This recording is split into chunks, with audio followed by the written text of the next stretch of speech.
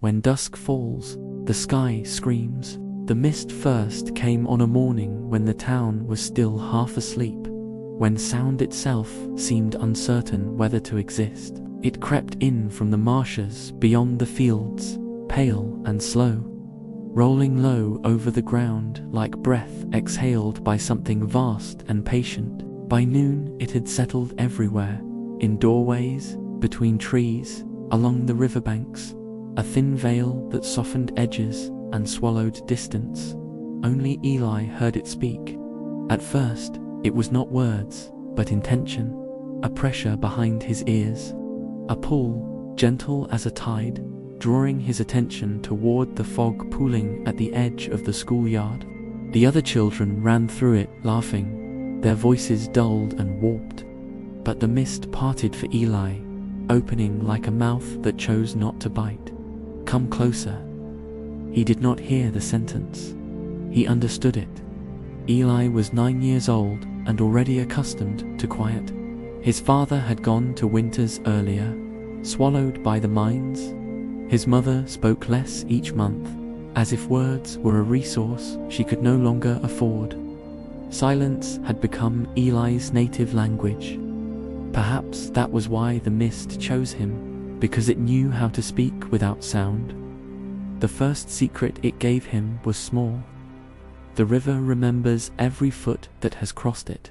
That night, Eli stood on the bridge and watched the water move. Beneath the surface, shadows shifted, not fish, not reflections, shapes, impressions. For a moment, he saw boots dragging through the shallows, bare feet splashing, a child slipping and vanishing.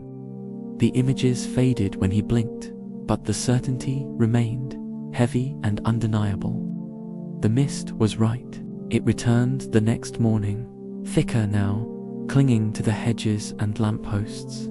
This time, it taught him how to listen, not with ears, but with the hollow spaces inside himself. It told him which houses held grief behind their walls, which smiles were stitched on too tightly, which people carried rot beneath their ribs. Eli stopped sleeping well. Dreams leaked into daylight.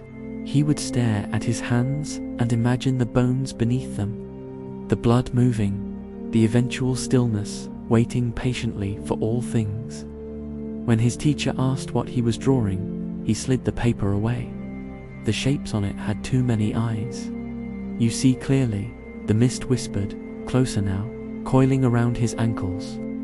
"Clarity is a gift, but it hurts," Eli said aloud. The words scraped thin from disuse.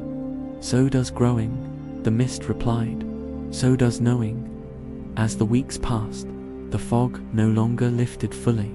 It lingered, even at noon, dimming the sun to a dull coin in the sky. People complained of headaches, of unease. Livestock grew skittish. Birds avoided the marshes entirely. Still, no one heard the whispers, no one but Eli. The secrets deepened. The mist told him about the ground beneath the town, layered with old bones and older mistakes. It spoke of bargains made in fear, of prayers that curdled before reaching heaven. It taught him names, not of people, but of hungerers, of forces that watched and waited and wore patience like skin. Eli learned how to call the mist closer, how to shape its movement with thought alone. He learned that it was not bound to the marshes. It had simply been sleeping there, dreaming of a voice soft enough to answer it. One evening, his mother found him standing barefoot in the fog behind their house, arms outstretched, eyes unfocused. "Eli," she called, fear cracking her voice. "Come inside." He turned to her slowly.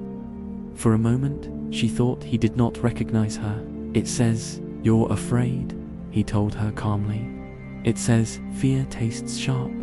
She ran to him then, dragging him from the mist, clutching him as though he might dissolve in her arms.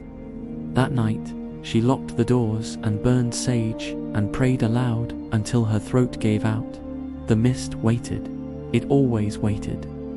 On the 43rd day, Eli followed it back to the marshes.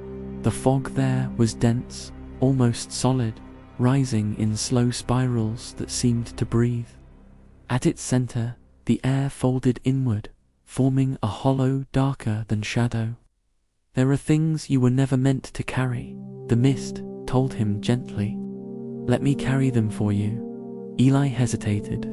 Somewhere inside him, small and fading, a child remembered warmth, laughter, bread, a voice calling his name without fear. "What will I be," he asked, "if I let you?" The mist wrapped round him, cool and intimate. "Honest," it said. He stepped forward.